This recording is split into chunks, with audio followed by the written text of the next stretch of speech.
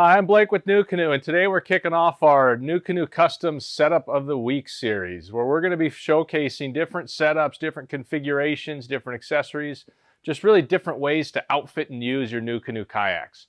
All the setups we're going to be going through over this series are going to really be built upon the open platform style design of the Nucanoe decks that allow you just really infinite possibilities to customize your kayak as you like, to reconfigure it when you want, and really dial it in for whatever you're going to be doing on any given day. Leading off the series, we're going to focus on the Flint with a setup that's really geared towards tournament and bigger water. You may know the Flint is an awesome river kayak that's going to be great in shallow water, very maneuverable, good in tight spaces, but it really excels in all types of water. It's great in lakes, it's great in the surf.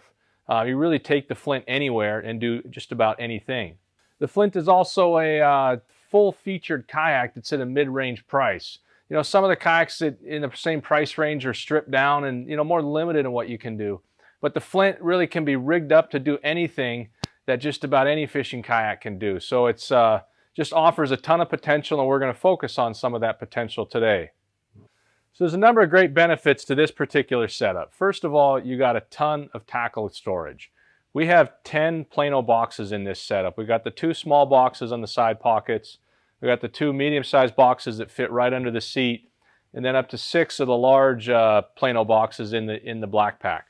So you're going to have all the tackle, all the gear you need for whatever comes your way when you're out on the water.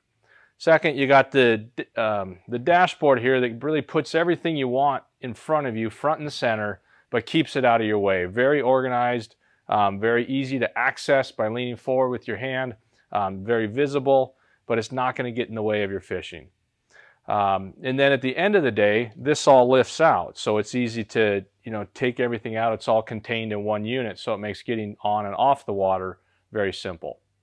Then with our anchoring setup, we got the anchor wizard off the bow, the power pole off the transom, and that's going to give you this pinpoint positioning control. You can use the power pole to lock yourself in, and then the anchor wizard to lock the bow. You can do it vice versa, but really it allows you to position your kayak exactly where and how you want at a moment's notice. And at the end of the day, once your dashboard is off, you lift out your black pack, you can pull off the anchor. Really simple things to, just in a matter of seconds, take the gear off the Flint, and then you're left with a kayak that's got a 63-pound hull weight, which is going to be really easy to car top, to transport, to get to and from the water, no matter where you're launching. So those are a few of the benefits of this setup, and as you can see, even with all this gear, we still have a ton of open deck space, nothing to get in the way of your feet when you're measuring your fish, and just a lot of room to work with. All right, now let's take a close-up look at everything we have installed on this Flint.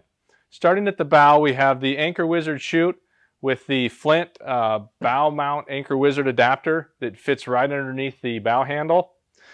Then we have the Nucanoe Hog Trough, fits right in the Hog Trough channel on the Flint. And then the dashboard. Dashboard mounts in the bow accessory tracks and is an awesome place to secure just any sort of gear, track mount devices that you want front and center. So we have this set up with the Ram Mounts X grip for your phone, a Lowrance Hook 7 fish finder graph with a Ram mount to hold that to the dashboard. Got the cell block underneath for the battery and managing all that cord. And then the switchblade to deploy the transducer over the side of the gunnel. Really easy to get out of the way when you don't want it there. Working our way back into the seating area, we got the 4 tackle boxes like I mentioned earlier. We have the Anchor Wizard crank that mounts right in the track on either side. You could also mount this up in the bow tracks, mount it off the dashboard, lots of options for where that's secured. And then we have the Pinnacle Seat. This seat is set up in the medium position, so you could go higher, you could go lower. It's also configured with in the recumbent position, so instead of being level, it's a little bit lower in the back, creates a little bit more space in front, and allows you to kind of sit back into the seat a little bit more. Then we have the black pack right behind the seat, so easy to access while you're seated in the Flint. Inside we have not 6, as I mentioned earlier, but 5 Plano boxes because one of them is a double. So no shortage of space for all your tackle, so whatever happens when you're out in the water, you're going to be prepared. We have the camera mount for your GoPro, the Vissa pole, Yak Attack leverage landing net, and then the micro anchor, power pole, that has the utilizing the transom motor plate to protect the transom and to secure the power pole, so when you push the pole down, the unit doesn't want to slide up and off the transom, keeps it very secure.